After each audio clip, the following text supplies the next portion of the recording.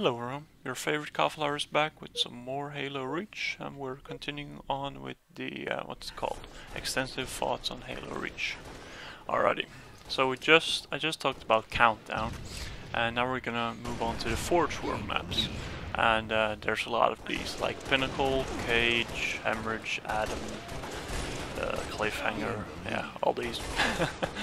And speaking of Cliffhanger, that's actually a pretty good map, because it's one of the few that's actually symmetrical, and where the spawns are, only on one side, which means, set spawns instead of dynamic spawns.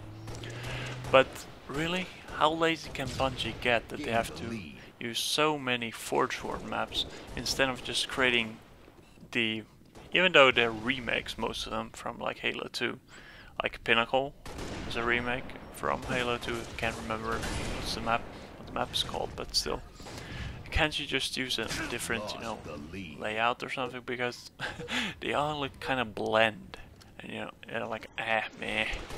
Yeah, they can work for gameplay, which they don't, but seriously, they look, after you played 5-6 games on different, Forge World map, you're gonna be like, alright, can I get something else here? And now we're gonna go into Pinnacle, which is one of the most unbalanced maps I've ever played. And for like SWAT and snipers, the red team can use spawn trap way easier than the blue team can. But the only hope the blue team has on SWAT and snipers, really, either is to, outshoot, real good, or to get a guy top big tower, because that distracts the red team. You can't run your setup if you have one guy behind you all the time. You have to go looking at him, look at him at the same time your teammates can, run around freely.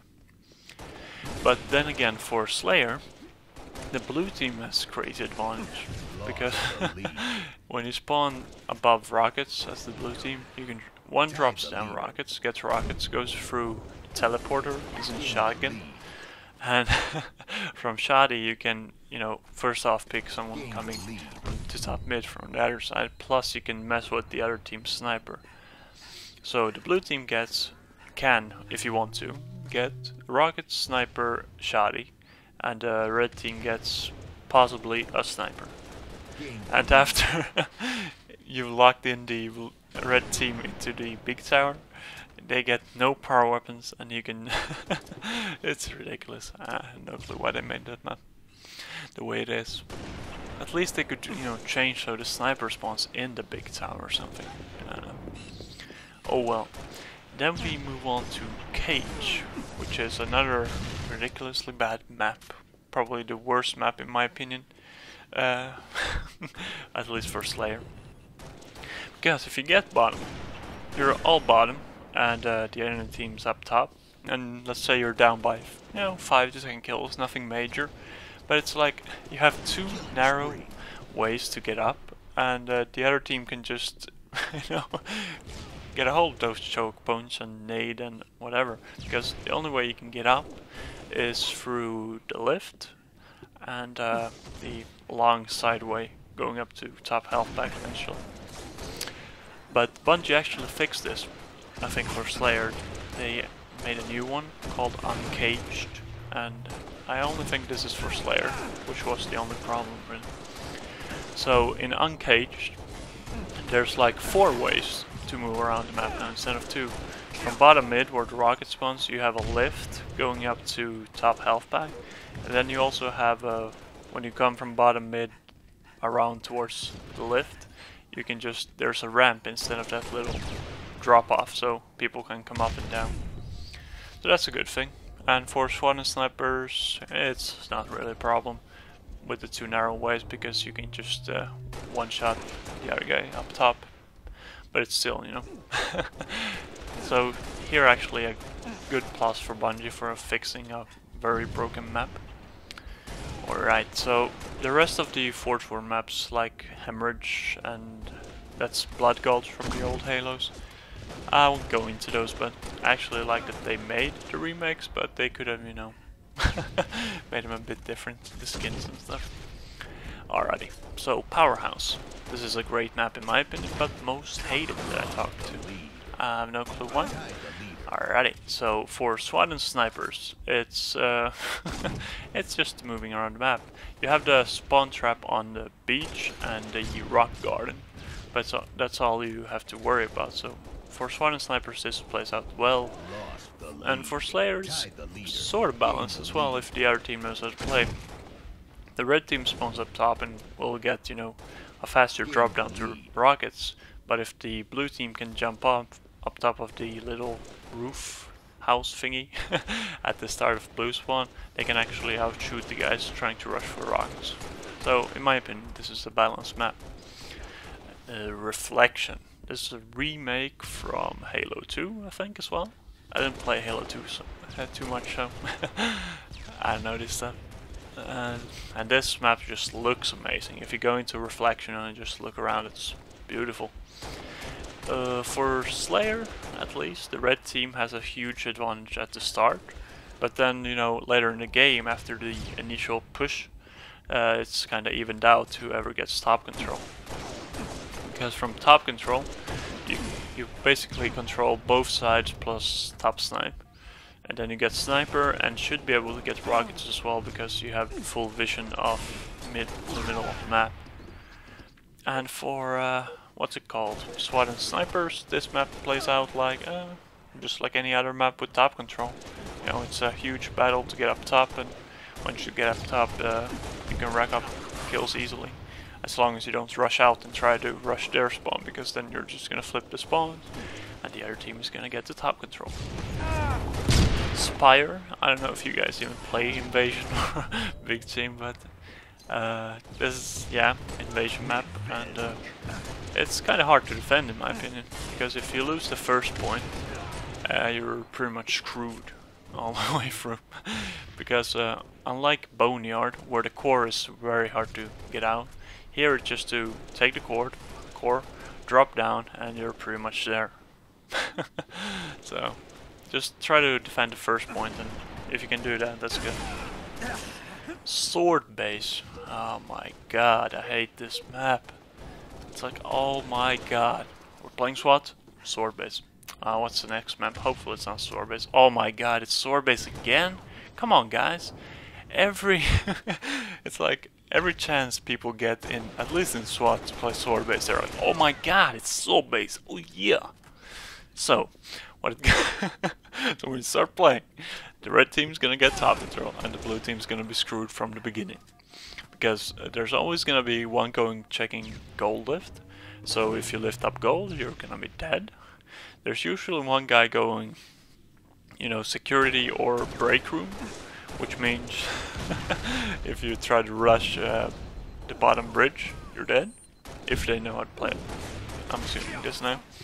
And then the only thing you have left is the red lift and the bottom mid lift. And usually you also have a guy watching red lift, and then the bottom mid lift you can kind of just, you hear when it goes off, and then you can, you know, just respond accordingly. So this map is so bad. And for Slayer game times this is even worse, because then it's all about people sitting with shotties and swords in corners and camping. Like, I don't know if you guys watch my clutching in Doubles Arena, but during that game it was all about, you know, people sitting on the other side of the map and trading DMR shots, and nothing really got done, so it's horrible. I have no clue why they made this map. And now that they even changed, I don't know if you guys remember, but in the beta they had a sniper on the map, and that could be huge here instead of the grenade launcher in Slayer, because then you could actually, you know, kill people on the other side of the map without just trading DMR shots.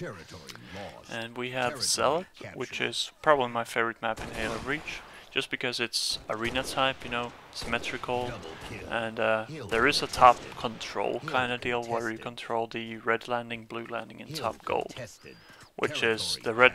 I don't know if you guys know, but we call where the red and the blue lift from bottom mid go, where you land, that's like red and blue landing. But yeah, needless to say, this is the best map out there, in my opinion. And for the DLC 1 maps, I like all of them, but the only problem that they have is the dynamic spawns, where the other team will start spawning behind you even though you haven't even pushed their spawn. Which is, I know, I hate it. Like Anchor 9, it's just a gorgeous map. I don't know if you saw my map spotlight series, and if you didn't, go check that out. And the big team map Breakpoint, like pretty much all the big team map, is very vehicle heavy, which I don't like at all, but that's just my personal opinion. And on top of that, the one team gets laser and the other team gets plasma launcher. And you guys all know that the laser is way better at, actually destroying vehicles. And Tempest is it's so beautiful. The water running and all. This would be the second best map in the game, if not for the dynamic spawns. Alrighty. Then I'm just gonna go over the credit system, which is, it's a nice way to customize your avatar to look like whatever you want it to be. Like mine is a copy of Emil from the campaign.